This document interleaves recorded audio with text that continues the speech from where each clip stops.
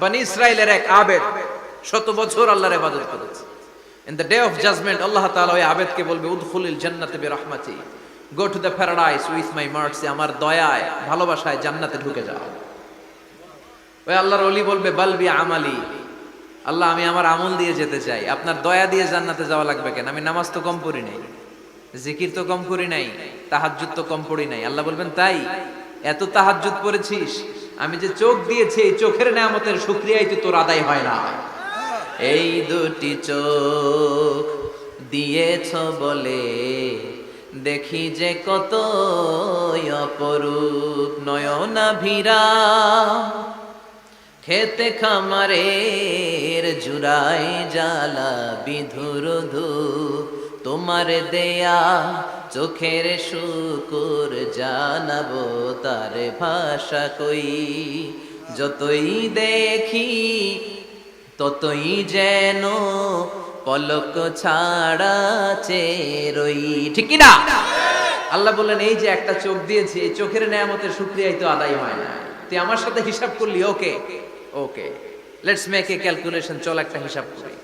তোর 100 বছরের ইবাদত এক পাল্লা রেখে দিলাম, আর আমি দয়া করে মায়া করে পৃথিবীর নাজ নেয়ামত আর সৌন্দর্য দেখার জন্য যে তোকে চোখ দিয়েছি, দুটা চোখ নয়, একটা চোখ আরেক পাল্লা রেখে দিলাম। ওজন দেওয়ার পর দেখা যাবে মুহূর্তের মধ্যে চোখের পাল্লাটা ভারী হয়ে গেছে। আল্লাহ বলবেন এখন হিসাব বলেই you have to go to the hell fire, তোকে এখন জাহান্নামে যেতে হবে, যা জাহান্নামে যা।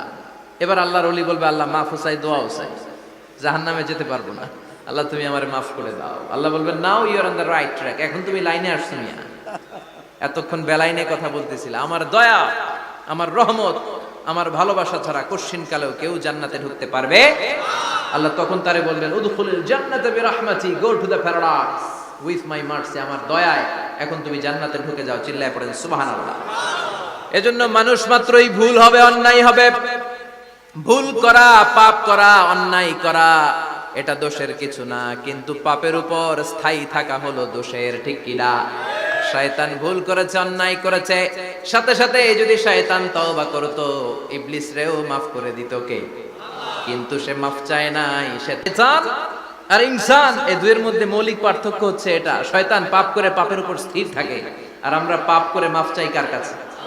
আমাদের জন্য মাফ চাওয়ার দরজা খোলা আছে না নাই? সকালে গুনাহ করছি, দুপুরে মাফ করে দিবে কে? দুপুরে পাপ করছি, রাতে মাফ চাইলে ক্ষমা করে দিবে কে? 24/7 সব সময় এই মাফ চাওয়ার দরজাটা খোলা আছে না নাই?